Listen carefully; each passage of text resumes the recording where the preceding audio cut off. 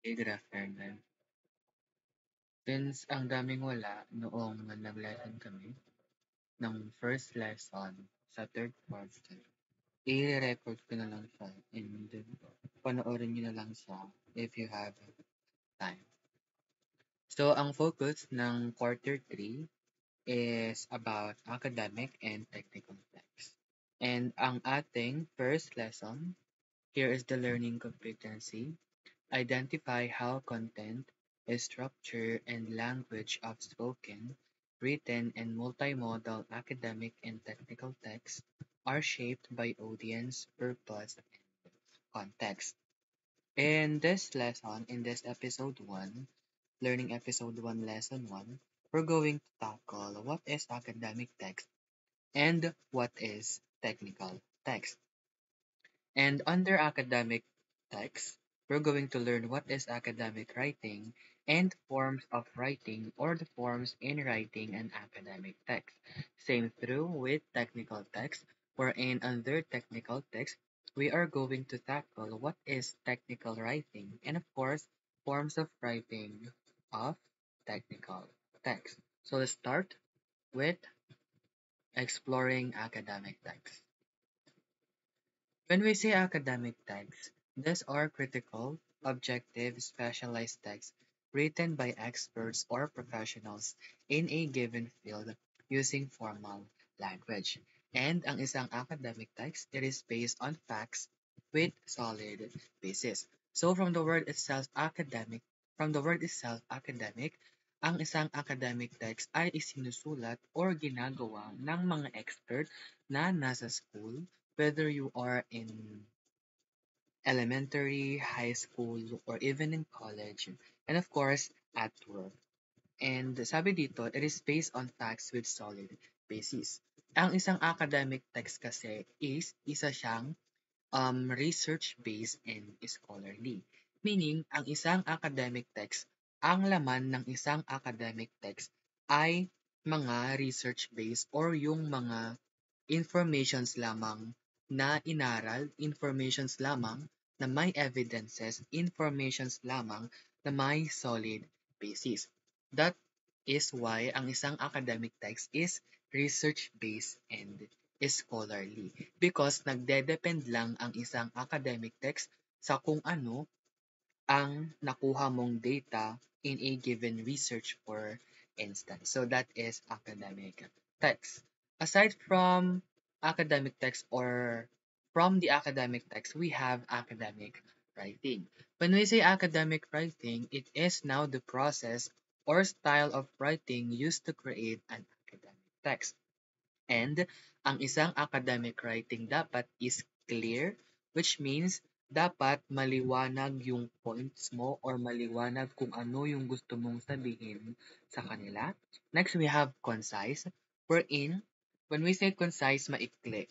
However, sa isang academic writing or sa isang academic text, yes, need mong dapat concise or brief or maiksi lamang yung text na gagawin mo. However, in that brief paragraph, ilalagay mo or dapat yung brief na paragraph na iyon is focus and should be backed up by evidence. Which means kahit na maliit or kahit na maikse yung paragraph na yun, malaman siya because it is backed up with or backed up by evidences. And ang purpose ng isang academic writing is of course to aid the reader's understanding. Di ba kapag nagbabasa tayo, we get curious or naku-curious tayo sa mga bagay-bagay. And kapag nagbasa ka ng academic writing, hindi lang dapat or hindi pwedeng ikaw ay curious lang sa isang bagay. Dapat meron ka ding prior knowledge before reading an academic text. Kasi sabi dito, aid the reader's understanding. Meaning, dadagdagan niya yung knowledge, dadagdagan niya yung prior knowledge habang binabasa mo yung isang academic text na iyon. Are we clear? Next, moving on to the forms of writing an academic text. First, we have the purpose, wherein, according to Whitaker in the year 2009, there are three purposes of academic writing, and it is very understandable. First, to persuade, wherein hihikayatin mo sila na maniwala sa perspective na sinasabi mo. Or for instance, gaya ng example ko a while ago sa ating mga discussions, in school uniforms. Of course, may mga tao or there are certain peoples who agree sa pagsusuot ng mga students every day ng school uniform because for them, it serves as our identity. Mas madali tayong ma-identify na tayo ay isang estudyante. However, there are also a side wherein disagree sila sa pagsusuot ng uniform everyday ng mga estudyante because there are students who are comfortable in expressing themselves through their clothes. And kapag sinabi ng school na magsuot dapat sila ng school uniform everyday, mababawasan yung confidence nila and mababawasan yung confidence nila because, ayun nga, mas na-express nila yung sarili nila kapag iba yung suot nila. For instance, in our generation today, maraming mga tao or maraming mga teenagers gaya nyo na mas gusto nila yung aesthetic na tignan sa mata ng tao. And also, may mag-argue din na yung tela ng ibang uniform is mainit. So that is to persuade. Next, to analyze, wherein you are going to explain and evaluate possible points about an issue or topic based on criteria. And the last purpose, according to Whitaker in the year 2009, is to inform, wherein to inform is of course, habang binabasa mo yon, binibigyan mo sila ng karagdagang knowledge, karagdagang information about a certain topic, about a certain concepts, or about a certain idea. So those are the three purposes of academic writing according to Whitaker in the year 2009: to persuade or to convince, to analyze or to evaluate and explain, and to inform, to give new points to the readers. Now, aside from purposes or aside from purpose, we also have here another forms of writing and academic text, which are the audience, content, tone, and language. Of course, 'di ba, sa isang academic text, sinusulat siya ng mga professionals, sinusulat siya ng mga experts. And of course, ang isang audience or ang audience ng academic text is of course those who are experts in the fields, scholars, even us students, even the teachers in a specific discipline. And in here, readers are expected to have a high degree of prior knowledge. Gaya nga ng sinasabi ko kanina, kapag nagbasa ka ng isang academic text or before you read an academic text, make sure that you have a prior knowledge on that certain topic before mo basahin yung isang academic text na iyon. Because ang isang academic text is dinadagdagan niya yung kaalaman mo based on that certain topic. Aside from audience as one of the form of writing, we also have the content. Since ang isang academic text is research-based and scholarly, of course, ang content niya is focused on theories, analysis, and original findings. And it must be based on facts with solid basis or solid evidences. Next, we have the tone and language. Of course, since ang mga sumulat ng academic text is those who are experts, professionals, of course, expect that that academic text that you are reading is formal, objective, or impersonal and critical. Now, what's the difference between objective and subjective? When we say objective, wala kang bias or wala kang bias na ipinapakita dito. However, when we say subjective, ibibigay mo na or may pagkabias ka na and ibibigay mo na yung opinion mo on certain topics. However, in terms of academic text, dapat objective ka or hindi ka bias sa result or hindi ka bias sa kung ano man ang sinusulat mo sa isang academic text. And of course, in here, it avoids personal feelings or references and casual language, emphasizing precision in argument and using discipline-specific vocabulary. Of course, sa isang academic text, gaya ng sinabi ko kanina, hindi ka dapat maging subjective dito wherein hindi mo pwedeng ilagay yung opinion mo dito sa isang academic text. Okay. If to further understand what is academic text and academic writing, let us have this example. Examples of academic text are research papers, journal articles, theses, dissertations, analytical essays, literature reviews, and even your textbooks. And one example of academic text na ginawa nyo last quarter is yung critical review. That is an example of academic text. Okay. To further understand or to further learn what academic writing and what academic text is, let us have or let us study this example. Okay.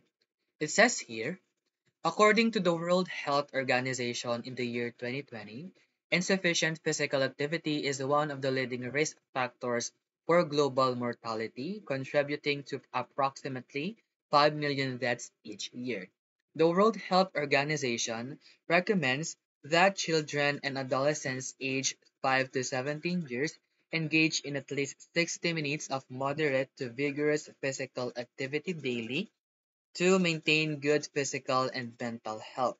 Consistent exercise not only strengthens the cardiovascular system, but also improves concentration and reduces symptoms of anxiety and depression. These findings emphasize the importance of promoting active lifestyles in schools and communities. Now, based on the excerpt, why is the text considered as an academic text? Based on the text, Based on the text, syempre masasabi natin na isa siyang academic text because of five important or five reasons. First is yung legitimate source or yung source na ginamit sa excerpt na yon, which means or which is the World Health Organization. Isa siyang credible source, isa siyang credible international authority, and isa siyang reliable source. Aside from the cited source, we also have the evidence-based and factual, wherein sa statements or yung statements na binasa a while ago is from the study of the World Health Organization or from the research of the World Health Organization. Third, formal and objective. Sa text na dito, wala kayong makikitang biases, wala kayong makikitang being subjective since sabi nga dito, isa siyang formal and objective tone wherein wala siyang personal bias or emotional language. And ang goal niya lang is to inform and explain the audience about the physical risks of insufficient physical activity. Aside from those three, we also have the logical structure wherein dito, present yung problem wherein yung lack or insufficient physical activity ng mga individuals and nag-give siya ng evidence based on the study of the World Health Organization and kinunclude niya with an implication. And lastly, of course, yung purpose niya is aimed to inform and analyze, which all are hallmarks of academic writing. Any question? Okay. Hi. Next, we have exploring technical text. Now, in academic text, diba, research-based siya, wherein nagpo-focus lamang siya sa research and mas nagpo-focus lang siya sa evidence, sa data, sa facts, and all. Now, in technical text, as it says here, when we say technical text, it is a type of writing that serves specific purposes and characteristics. It prioritizes the delivery of information related to a particular field or area of expertise. And the main purpose of technical text is conveying complex ideas clearly, concisely, and accurately, making it essential for professionals, academics, and students. So sa isang academic text, di ba, binibigyan ka ng knowledge or dinadagdagan yung prior knowledge mo. However, in technical text, it prioritizes the delivery of information related to a particular field or area of expertise. Meaning, ang isang technical text is for practical use. And dito, conveying complex ideas, meaning tinatranslate niya or ginagawa niyang mabilis maintindihan yung mga bagay na mahirap intindihin. And another definition is of course, yung language sa isang academic text or sa isang technical text rather avoids ambiguity. When we say avoids ambiguity, dapat sa isang technical text, ang ginagamit mo na words, ang ginagamit mo na language is yung mga madaling maintindihan. Because in using specialized terminology, precise definitions, and data ensures that the subject matter is easily understood. And of course, the subject matter of technical text includes reports, instructions, manuals, and specifications. So, remember, ang technical text is for practical use, while ang isang academic text is for to analyze and to give knowledge on certain content or certain topics. Next, what is technical writing? When we say technical writing, it is a form of communication that explains complex or specialized information in a clear, precise, and easy to understand way. And ang main goal ng isang technical writing is of course to help the reader understand a concept, perform a task, or use a product effectively. Just like what I have said a while ago in technical text, ang isang technical writing is pinapadali niyang intindihin yung mga bagay na mahirap intindihin.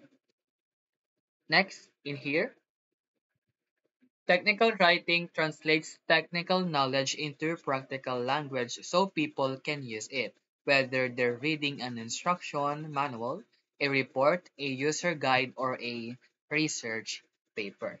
Next, moving on to the purpose of technical writing. First, to inform, wherein an example of to inform a user guide describing the features of a new phone.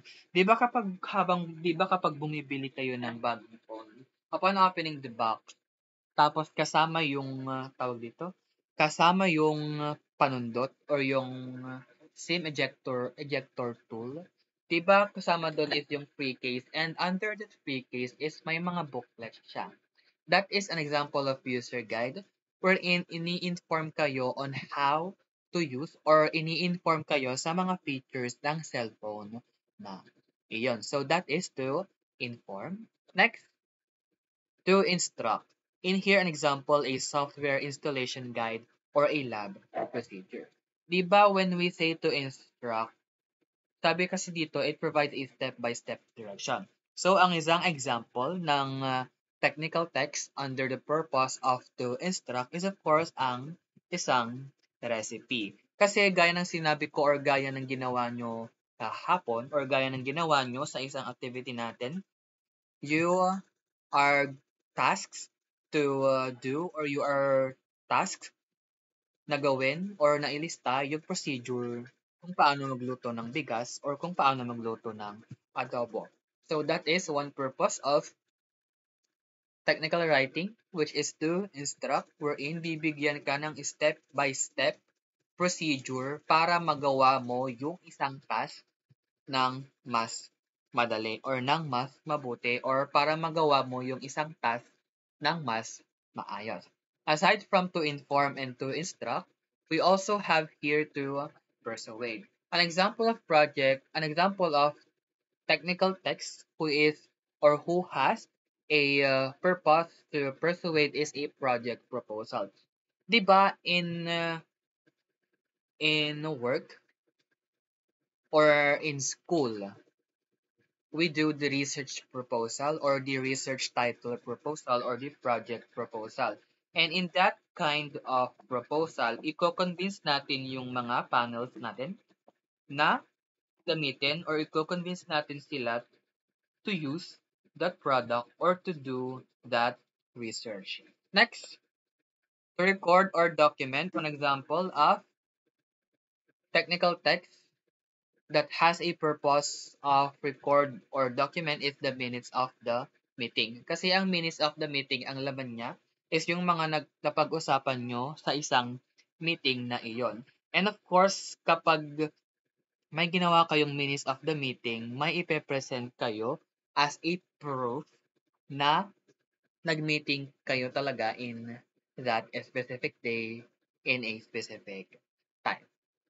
Aside from the purposes of technical writing as a form in writing a technical text, we also have here the audience, wherein, di ba, sa audience ng isang academic text are those who are experts, professionals. In technical text, iba naman siya. Since it is used for practical use, yes, since it is used for practical use, of course, ang audience ng technical text are the users, technicians, operators, or the managers. And unlike the content of the academic text na um, clear or focus or yung content niya is research-based, ang content ng isang technical text is focused on practical use, actionable information such as procedures, product specifications, operations, and technical data. Next, tone and language. Di ba sa isang academic text, ang tone niya is formal and objective. In technical text, ang tone and language niya dito is dapat clear, maliwanag, direct, and unambiguous, meaning yung mga word na gagamitin mo is hindi dapat mahirap intindihin. An example of technical text are user manuals, standard operating procedures or the SOPs, technical reports, product specifications, installation guides, and help files. Now, to further understand what technical text is, let us take this as an example. Guidelines for daily physical activity for students. First, perform at least 60 minutes of moderate to vigorous physical activity each day. Activities may include brisk walking, jogging, cycling, or playing sports. Second, warm up for 5 to 10 minutes before engaging in physical exercise to prevent muscle strain.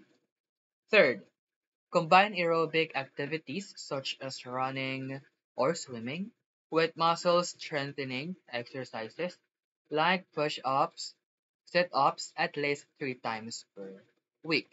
Fourth, stay hydrated before, during, and after exercise.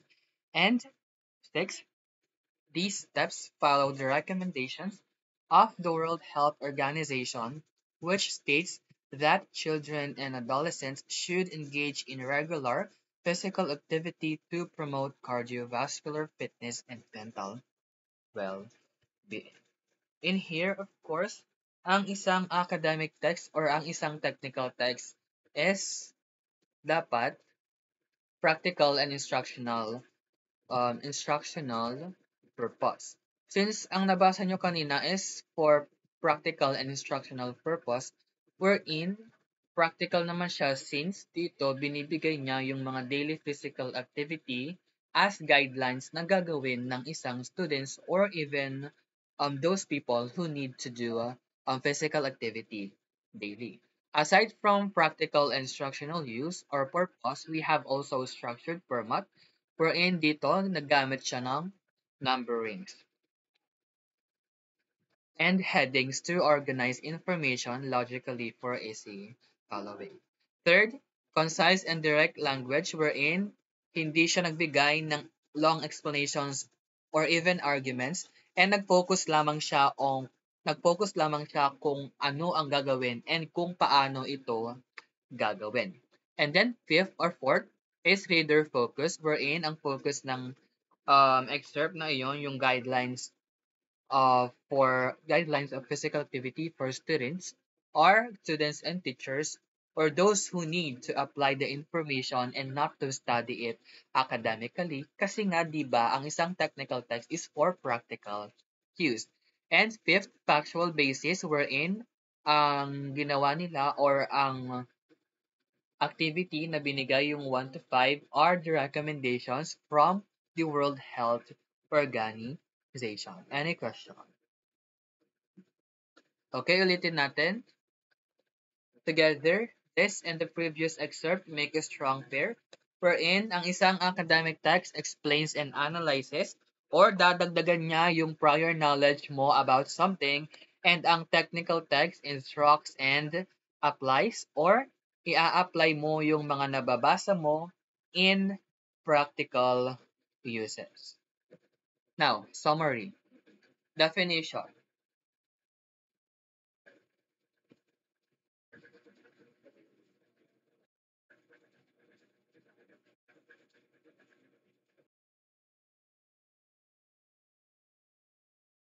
Okay, next.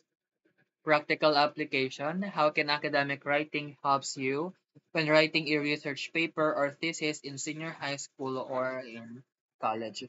'Di ba sa isang academic writing or ang um when we have these skills in writing, when we have a skill or when we have a skills in writing an academic text, of course magagamit natin siya in writing a research paper or thesis in senior high school or even in college kasi gamayin na natin. Kasi alam na natin yung gagawin. And can you give an example of a time when you use or might use a technical text to solve a problem?